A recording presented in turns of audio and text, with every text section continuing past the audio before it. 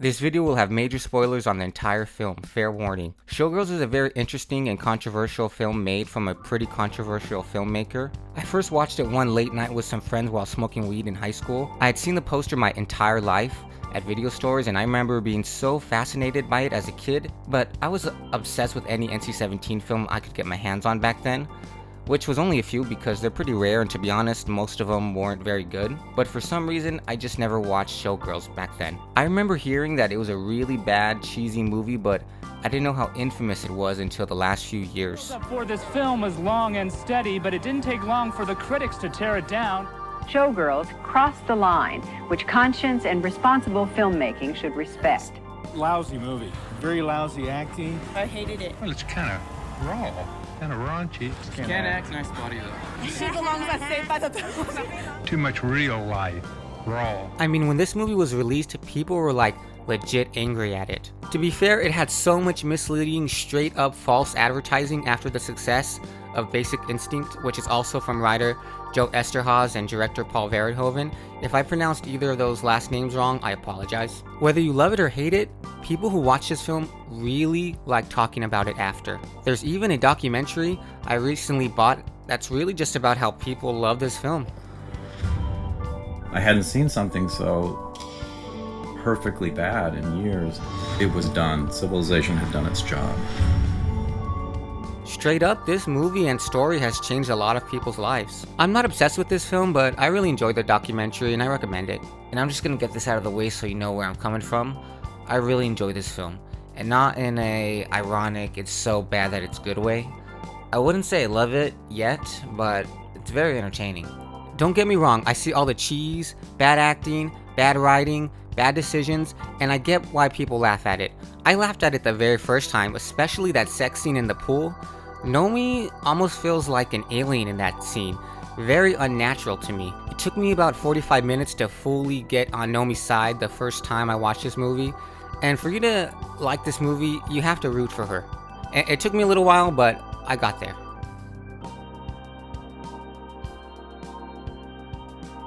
First off, I absolutely love the opening shot.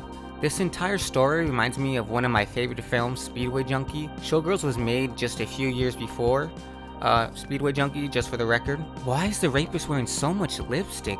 And why does Molly let this crazy woman she just met, who also attacked her, live with her? I mean, seriously, Nomi is so rude, unlikable, and is just acting like a crybaby that entire scene. This whole movie, everyone is praising her dancing, but Jesus Christ, look at her. She's like an idiot on meth. It's so aggressive and not attractive or even natural. But she knows how to give a lap dance, that's for damn sure. You know, I really love the cheetah as a location, and I think this is a great scene. Even though the I can touch but you can't rule is really lame to me. If they come, it's okay. If they take it out, come all over you, call a bouncer. Unless he gives you a big tip. If he gives you a big tip, it's okay. Never mind. I love this character actor. His name is Robert Davi. He's most known for being in The Goonies, but I always like seeing him, and he's such a sleazebag in this film. I love it.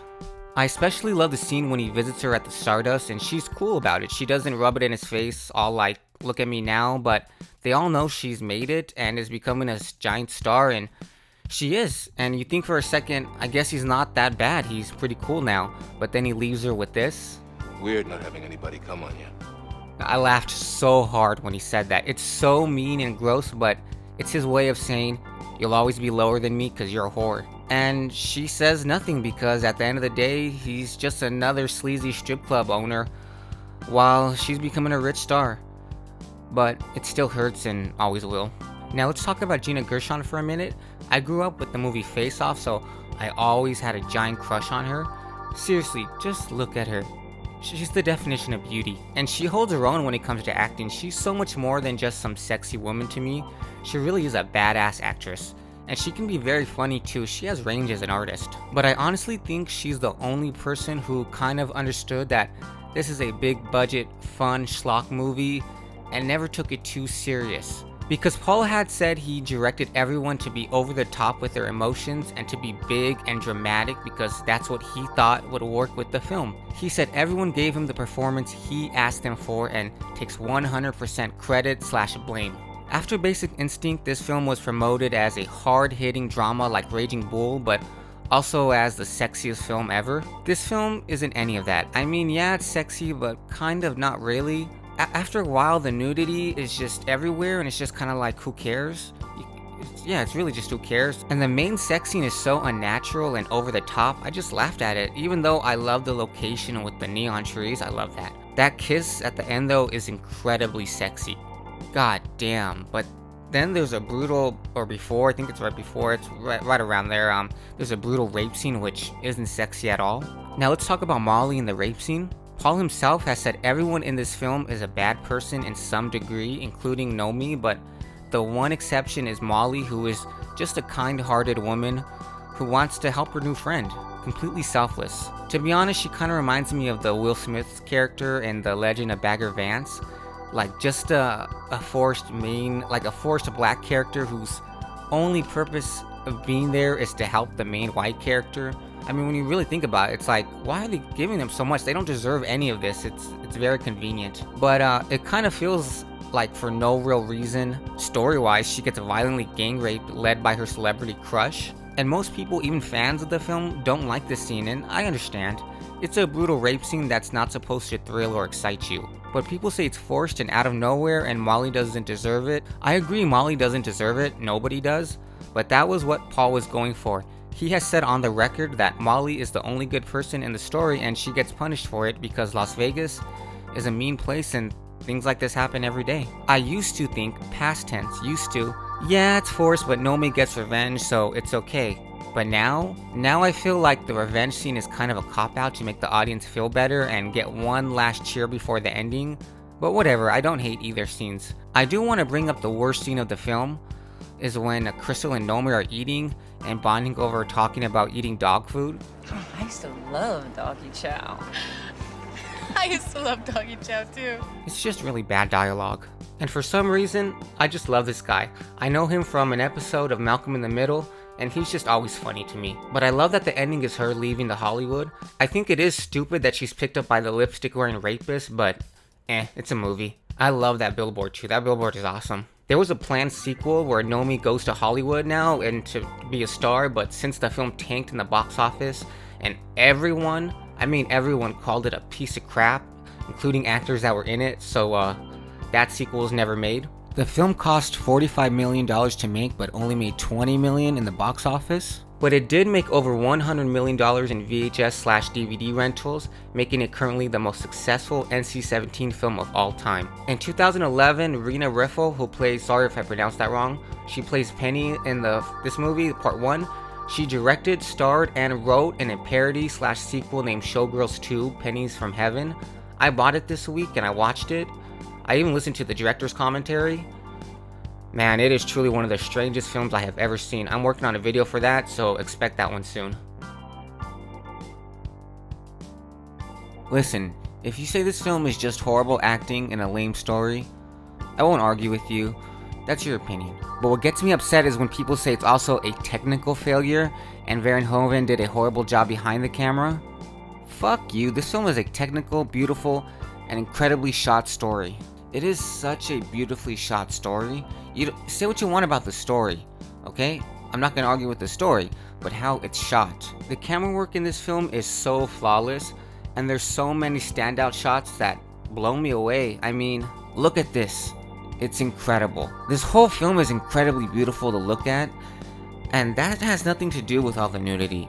Honestly, there's so much I became numb to the nudity, and I forgot that she's naked most of the time, which I think is the whole point to it. I mean, just look at this shot. It's so badass to me. This is fucking badass. The director Paul Verhoeven has never been shy to excessive violence, blood, and full frontal nudity in his films, but this was his first American film to really stay focused on the nudity and sexuality. Yes, Basic Instinct is a very sexy movie, but it's still a Hitchcockian thriller at its core, and that's why it works. And after Showgirls, he still made Starship Troopers and Hollow Man. I saw Hollow Man in theaters as a kid. I love that movie. I just watched RoboCop and Total Recall both for the first time in the last few years, and they're incredible sci-fi films, but the violence and gore are so over the top and bloody. I'm honestly surprised either of them got an R rating instead of an NC-17. Yes, Showgirls is for adults only, but honestly, I really don't think it deserves the NC-17 rating. The people who ran the rating system for the Motion Picture Association of America are notorious for being extra harsh on nudity and sex in general, but when it comes to insane, over-the-top violence and killing, they're okay with it as long as it's satire, it's part of history, or it's in a fun genre film. I honestly don't understand how people think seeing violence and death is better for our state of mind or the country than seeing some naked people. I don't get it. Paul Verhoeven is a very intelligent man who graduated college majoring both in physics and mathematics but decided to make films instead. But Paul is also a Dutch artist who grew up in Amsterdam during World War II, so he saw an incredible amount of violence, death, prostitution, and excessive drug use for his entire childhood, and that makes a lot of sense when you look at his film career and his fearlessness when it comes to tackling the subjects. But he's also just European, and they just make movies different. Sex and nudity isn't a big deal, but there's plenty of violent European films. But as a European, I think he looks at Las Vegas, America, our moral values, and entertainment as a whole as an outsider. He looks at everything as an outsider because he is an outsider. Some people say this film is saying entertainment, Hollywood, and Las Vegas are very corrupt places, and at the end of the day, it's all about the sex you can sell or give. And rewatching it, I totally see that. But going back to Paul, I bring this all up because RoboCop and Total Recall weren't just box office giants. It was obvious to critics that Paul was a satirist or a commentator to much deeper issues, and he was disguising it in this kind of dumb but really fun, violent sci-fi blockbusters. But like I said, those films are incredibly violent, but they're not overtly sexual, so it was okay. But when he does that with Showgirls and makes it all about the sexuality, it's just a dumb movie with bad acting. There's so much more substance to RoboCop and Total Recall, and that's obvious to critics and fans. And Showgirls isn't a deep or well-written movie as those two stories are. This is so much more than just some bad movie. This is a movie that needs at least 2 watches and requires some time to think about it before you give it a review. Honestly, I think all films require at least that. But everyone just jumped on this film so quick, calling it a horrible piece of crap, misogynistic, and blah blah blah. And it became fun to hate this movie and talk shit about it, even if they hadn't seen it. You know, there's always those movies everybody just goes, oh, everybody says it's horrible, so it must be horrible. Paul's a really good sport about all the hate the film gets. I think he's the only director to go to the Razzies and accept his wins in person. The Razzies are the Academy Award for the worst movies, and he doesn't give the usual cop-out like, I meant this to be funny, or you just don't get it. He sticks to his guns with that he wanted this to be a drama, and it came out more of a comedy. He admits his failures, but loves the movie and doesn't look at it as a stain on his career. You know, he could be like Tommy Wiseau with The Room, be like, no, this is how I intended it to be the whole time. But no, he doesn't bullshit with that. He goes, no, you know, wanted it to be a drama, and it came out a comedy.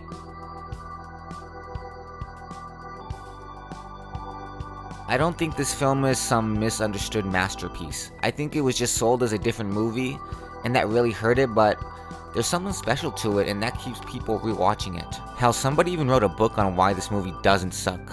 I mean, think about that. He sat down and wrote an entire book. Whatever Paul intended this film to be, it came out a very entertaining movie, and it's fun to watch. It's a fun movie to watch. So you guys know how YouTube works. If you like this video, hit that like and subscribe button.